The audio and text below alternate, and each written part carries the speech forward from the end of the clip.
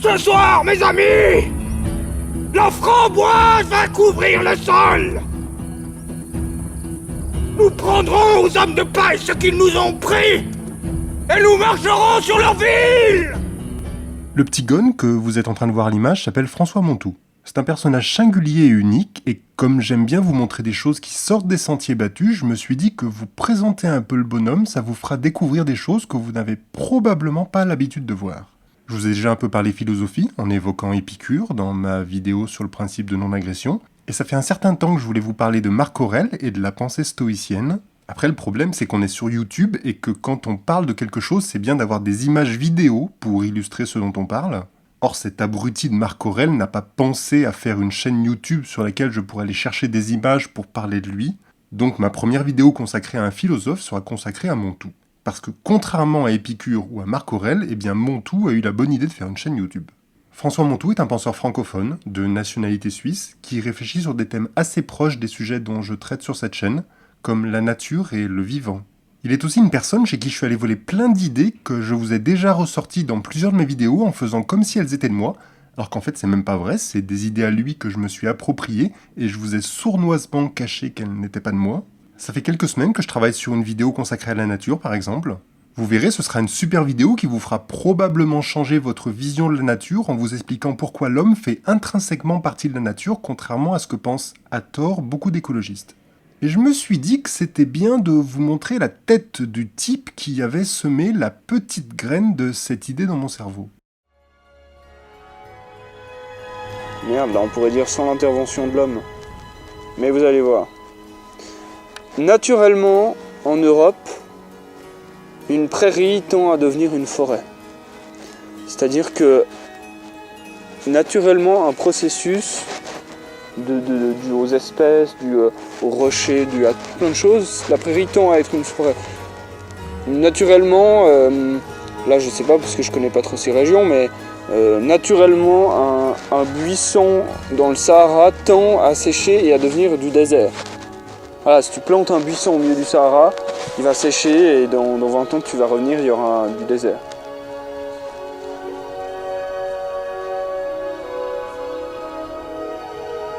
Naturellement, en 2018 à Paris, une prairie tend à devenir un parking.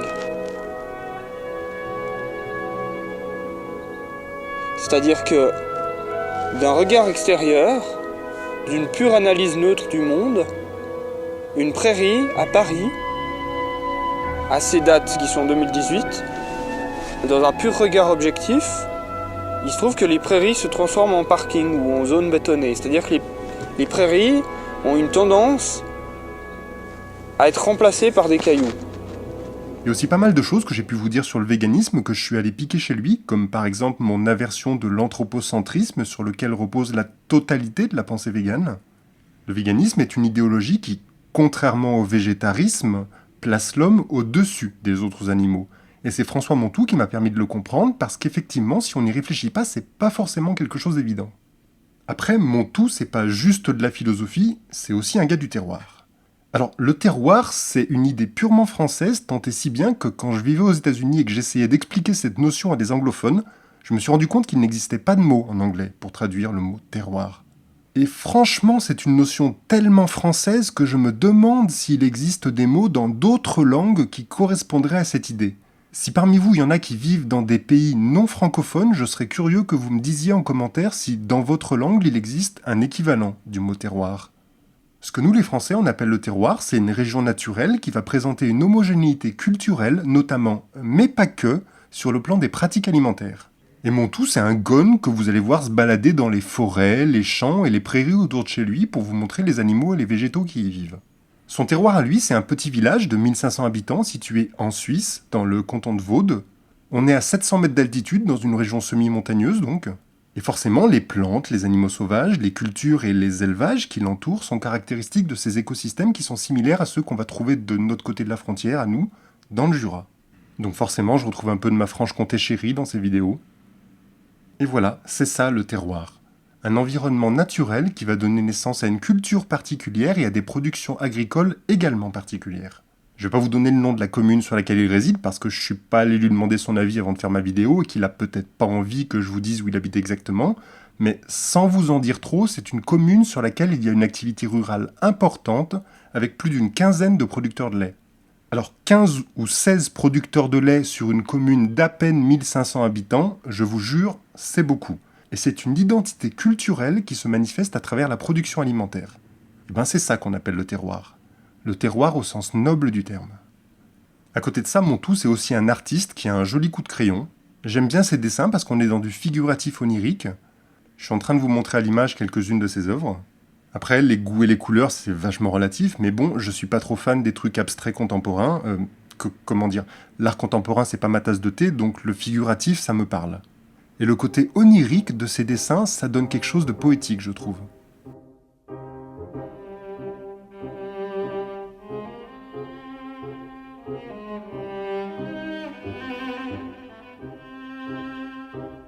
Ah oui, et puis accessoirement, Montou, c'est aussi un créateur de jeux vidéo.